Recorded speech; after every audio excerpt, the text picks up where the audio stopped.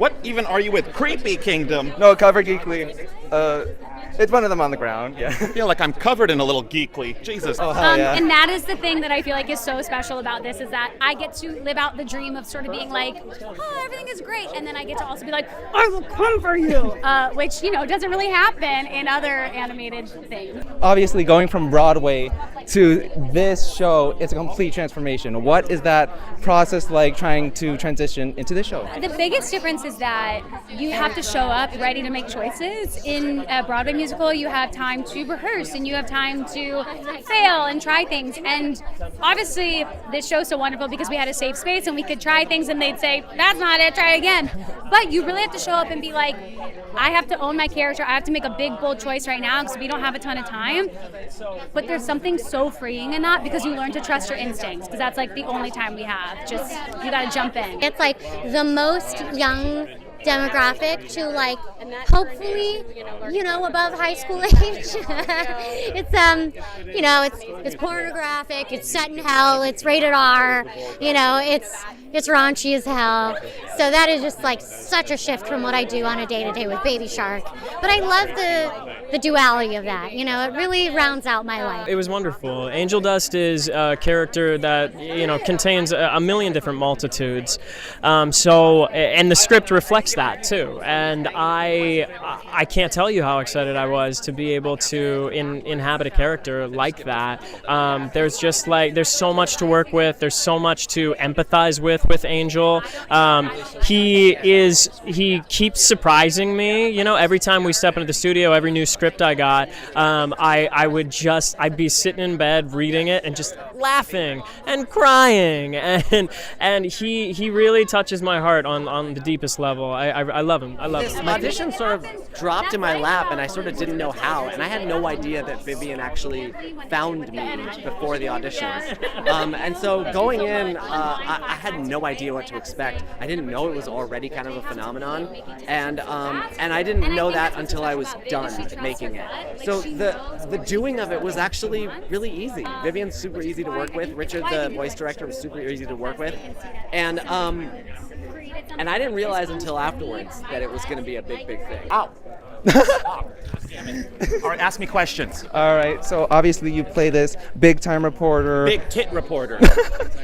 Big-time reporter in Hazbin. Tits. She got big-ass tits, and you should see the nipples. They're sand goddamn dollars. So what has that process been like, transitioning into the show as that character? It really wasn't much of a transition, and I'll tell you why. There's a character that's loosely based on called Bryce Tank Thrust. I'm Bryce Tank Thrust, business mogul, former president, and sex icon. Make it look tight. I play her on YouTube.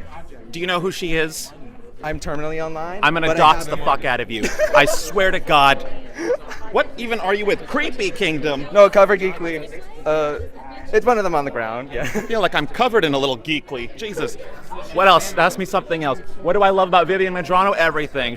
Walt Disney is turning in her grave right now because he wishes he could have cranked this fucker out of his ass. What was it like developing it with them? Yeah. Oh my gosh. Well, they're awesome, and they make a lot of very unique and like out of the box things. And I think that they really were able to allow the show to be what it was meant to be. They didn't really give me a lot of creative restriction, and I think for that reason, it is so much of it is like kind of what I wanted to see on screen, and especially with this very special episode 4, it was basically exactly what I wanted it to be. So I'm very honored by that, and I think working with them, I don't know, it was just very natural. They kind of just let it be what I wanted it to be, and they had faith in it. Definitely. I had to draw my character and there's Sharpie on my hand. Okay. On your character itself, what Broadway play would you say helped inspire your performance? Ooh, in this musical? Yeah.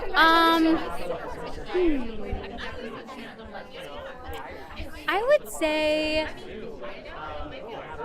I feel like Charlie's giving a lot of like old school Disney vibes in the sense of like her speaking voice and even some of the stuff she sings and her wide-eyed optimism that things can change. But the reason the show is like not Disney is because, can I swear on this? Oh yeah. Okay, it's because she learns that the world is kind of fucked up sometimes. And I feel like in the Disney world we don't always learn that, but in Hazbin Hotel world we learn like the world is fucked. you can still fight for good. If somebody crosses you, girls stand up and fight them back. And that is the thing that I feel like is so special about this, is that I get to live out the dream of sort of being like, oh, everything is great, and then I get to also be like, I will come for you, which, you know, doesn't really happen in other animated things. Favorite song in the show? Oh, I can't tell you my favorite song in the show because it would be a little bit of a spoiler, but I do love honestly anything that Erika sings. You know, "Happy Day in Hell" is such a galvanizing song right at the top of the series. So that one I'll say is my second place. You know, but what was the question before that?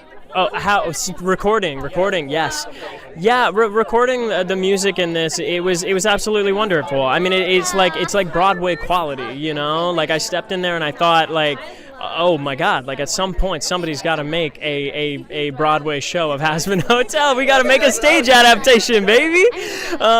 And Sam Haft and Andrew Underberg, like they're just brilliant. They're brilliant at what they do, and not only in the music they create, but also the environment that they facilitate when we're in the studio together. I mean, I felt every step of the way like I could just be myself, and I could bring myself to the material in the way, you know, that I is intrinsic to me and intrinsic to my interpretation of Angel's character, and I felt open. I felt good to be in process and good to make mistakes, and very comfortable. Yeah. I think if I had to compare Alistair to a different Broadway character, I'd probably say the MC from Cabaret. Oh. Right. He's sort of the narrator, but also kind of dirty.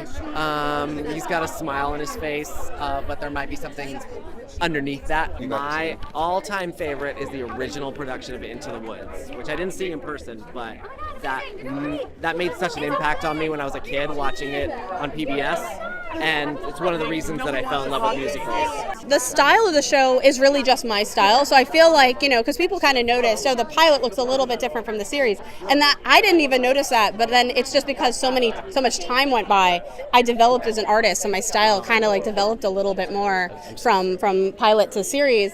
But my style kind of comes from a mix of amazing, like, different artists that I grew up loving. Like I love Bruce Timm, Jonan Vasquez, obviously like Looney Tunes, and like just Tim Burton. Just, you know, all these like sharp, kind of spindly styles and very unique, big-eyed characters. Like, you know, throw a little bit of Disney in there too.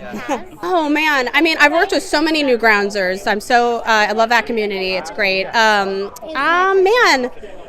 There's so many studios like that I'd love to work with. Obviously, like, I'm a huge fan of Studio Trigger in Japan. They're phenomenal.